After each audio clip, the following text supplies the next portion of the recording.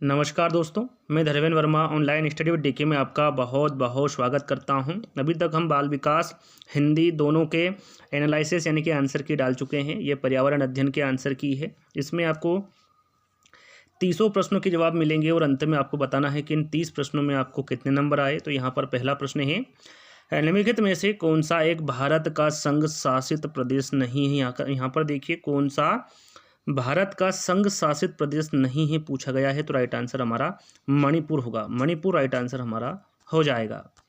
चलिए अगला प्रश्न पूछा गया था, निम्नलिखित में से कौन से कच्चे तेल यानी कि पेट्रोलियम के उत्पादक है। तो यहाँ पर राइट आंसर हमारा गुजरात और तमिलनाडु होगा। बहुत सारे बच्चे बॉम्बे हाई तथा पश्चिम बंगाल लगा के आए हैं, जो कि गलत है। राइट आंसर हमारा तीसरा वाला होगा, गुजरात और तमिलनाडु। हमारे देश का संविधान निम्नलिखित में से किसके नेतृत्व में बनाया गया था। काफ़ी इंपॉर्टेंट, काफ़ी सरल है, आप सभी को इसका आंसर पता होगा। डॉक्टर भीमराव बाबा साहेब अम्बेडकर। यहाँ पर तीसरा वाला विकल्प है हमारा। पौधों के लिए किए जाने वाले नीचे दिए गए कार्यों पर विचार कीजिए। यहाँ पर 4 विकल्प दिए गए हैं, इनको आपने अच्छे से पढ़ लिया होगा। राइट आंसर मैं आपको बता देता हूँ, इनमें से जड़ों के कार्य आपको बताने थे। तो राइट आंसर हमारे बी, सी और डी होगा। यहाँ पर तीसरा वाला विकल्प हमारा सही होगा। चलिए, पोचमपल्ली भारत के दक्षिणी राज्य का एक कस्बा है जो सुंदरता से डिज़ाइन की गई चमकदार रंगों की पोचमपल्ली साड़ियों और विशेष प्रकार की बुनाई, जिसे भी पोचमपल्ली ही कहते हैं, के लिए प्रसिद्ध है। यह कस्बा अब किस राज्य का भाग है। तो यह कस्बा अब तेलंगाना राज्य का भाग है। यहाँ पर तीसरा वाला विकल्प हमारा सही होगा।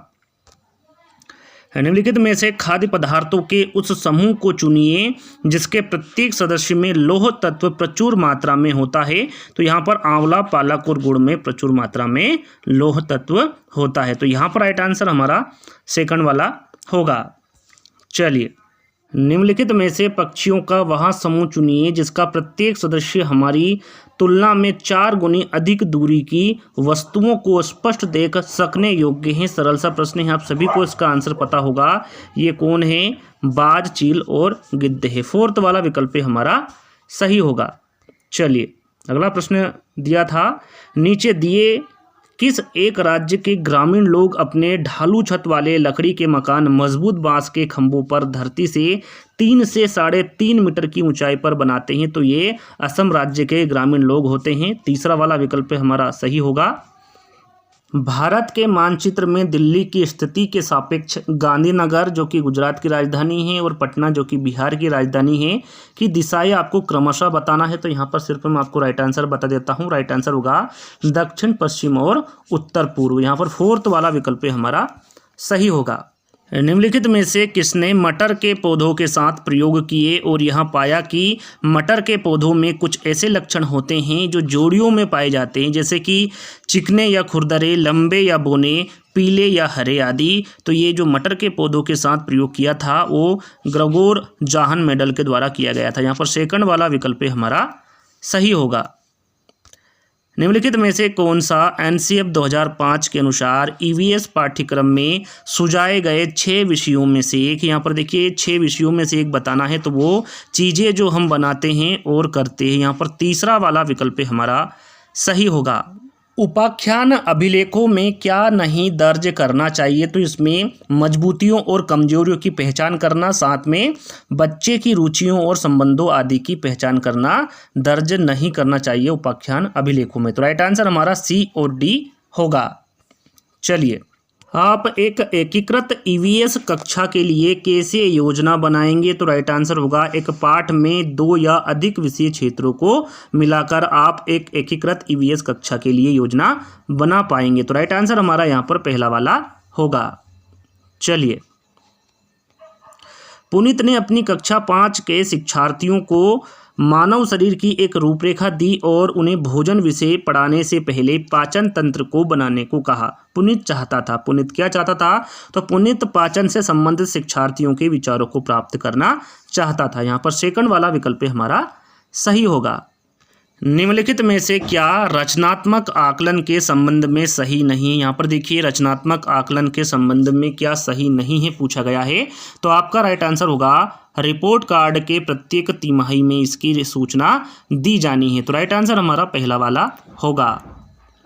स्मिता अपने शिक्षार्थियों को कार्य से संबंधित लैंगिक विषमता और रूढ़िवादी छवियों के प्रति संवेदनशील करना चाहती हैं। स्मिता को निम्नलिखित में से अपनी कक्षा में क्या करना चाहिए। तो राइट आंसर होगा एक छात्र की मां को कक्षा में आमंत्रित करे जो ऑटो चालक है। तो यहाँ पर राइट आंसर हमारा फोर्थ वाला होगा।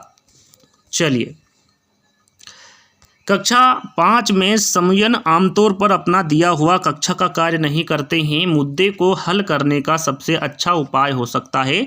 तो यहाँ पर जो सबसे अच्छा उपाय होगा वो होगा कि उसकी कठिनाई का पता लगाने और उसके अनुसार कक्षा कार्य को समायोजित करने के लिए उससे बात करें। तो राइट आंसर हमारा पहला वाला होगा।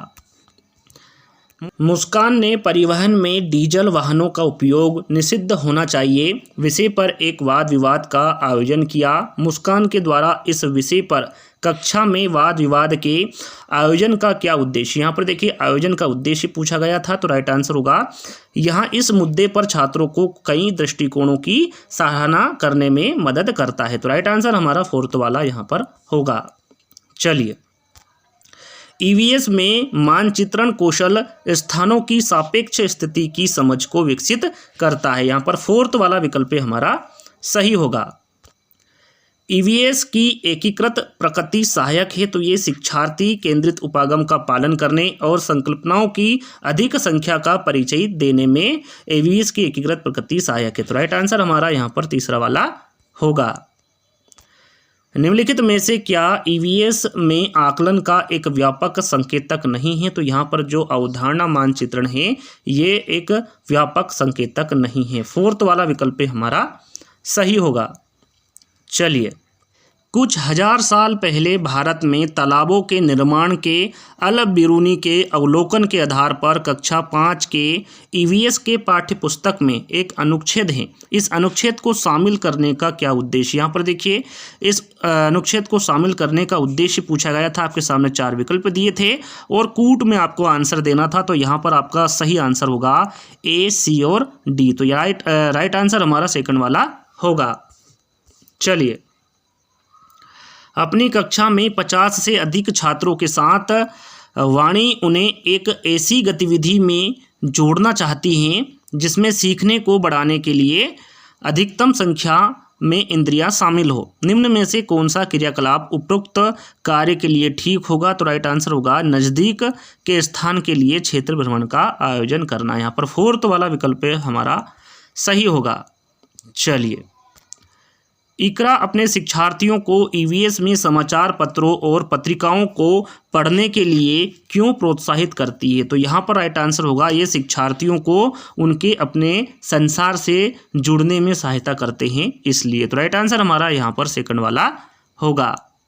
चलिए, पर्यावरण अध्ययन में प्रश्न करने को एक युक्ति के रूप में उपयोग किया जाता है। तो ये कक्ष में जिज्ञासा को बढ़ाने के लिए किया जाता है। तो यहाँ पर राइट आंसर हमारा फोर्थ वाला होगा।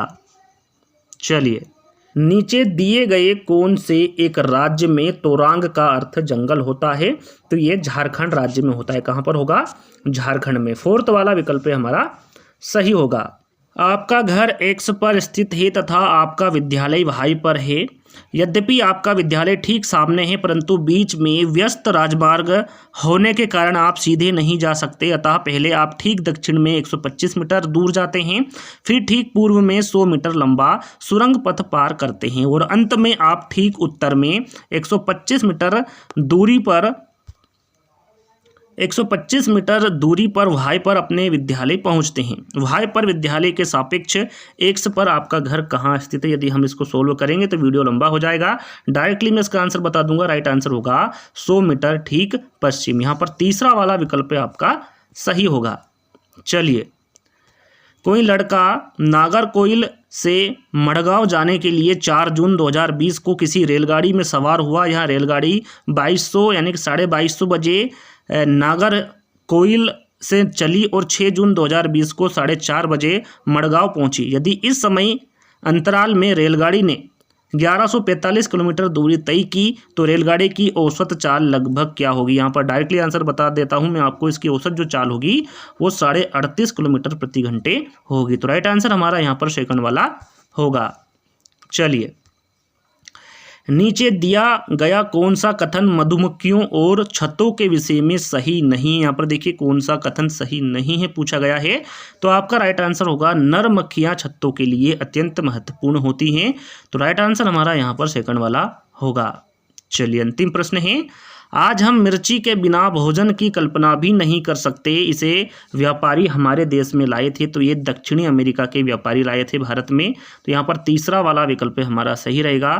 इन 30 प्रश्नों में आपको कितने नंबर आए आपको कमेंट्स के माध्यम से बताना है। यहाँ पर देखिए हम 4 भाग अपलोड कर चुके हैं, तो आप इन चारों को एक एक करके देख सकते हैं और कमेंट से में बता सकते हैं कि टोटल आपको कितने नंबर आ रहे हैं। तो जल्दी दोस्तों अगला पार्ट लेकर आ रहे हैं, जब तक के लिए धन्यवाद।